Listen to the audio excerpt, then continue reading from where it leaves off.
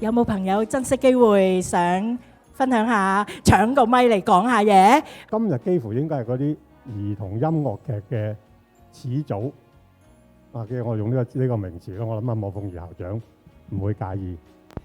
同埋一啲新進嘅人，好似阿湯咁。我記得我青天識佢嗰陣時，佢真係唔敢講嘢嘅。而家講咗一輪嘴咁。如果未睇過《青春日誌》嗰啲，真係一定要睇。莫校長一定要睇。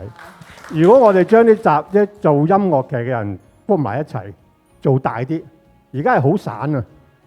阿盧偉力博士就喺北區，阿陳永全亦都係我個好中意嘅資深演員喺屯門，亦都好多喺牛池灣。如果集合到個力量，我有一個兒童音樂劇日，先影響到香港嗰啲肯俾錢嘅人。宋怡穗老師請。我想講的是什麼呢？就講回應剛才說的那個戲劇教育對小朋友的影響。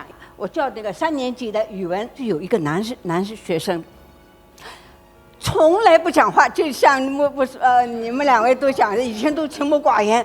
我一看就知道他是非常膽小的，不合群的。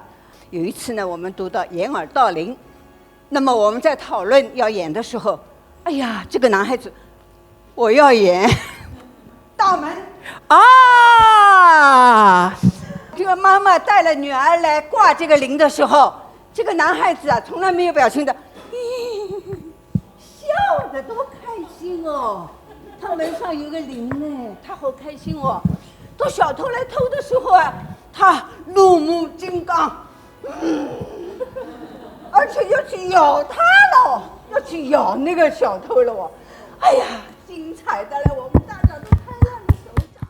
我啲細路哥咧就喺美國長大，咁佢哋嘅中學裏邊一定有戲劇科嘅，全科嘅。嗱，我好簡單講4句啫。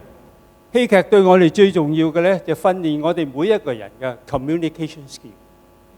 喺社會上啊，如果你能夠成功咧，最第一個條件就係你識得 communicate，將你自己嘅意見咧好有效率咁講俾人聽。第一樣，第二樣喺戲劇裏邊咧，你做唔同嘅角色，做唔同嘅位置 cooperation， 大家要合作，唔好話自己嘅地位低微咧，我就努力去做，因為一個戲劇嘅成功咧係大家嘅合作，所以訓練咗兒童咧一個合作嘅精神。